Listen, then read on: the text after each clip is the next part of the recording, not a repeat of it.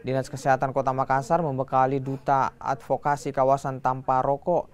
Mereka yang terpilih merupakan siswa SMP MTS dari 8 SMP di Kota Makassar. Nantinya Duta Anti Rokok ini akan bertugas membantu pemerintah Kota Makassar menyosialisasikan kawasan tanpa rokok dan bahaya rokok di sekolah.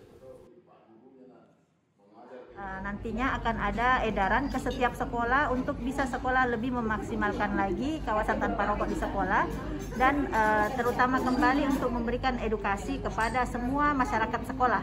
Jadi nanti akan ada papan bicara yang disimpan di setiap sekolah.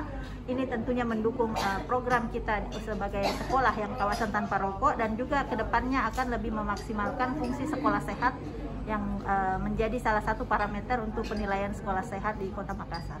Rencana selanjutnya adalah kita membuat sosialisasi antar sekolah, antar kelas.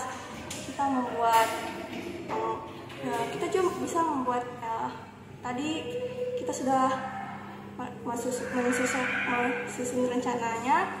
Kita mengadakan perlombaan mading yang bertema tentang bahaya rokok bagi anak-anak remaja itu per kelas.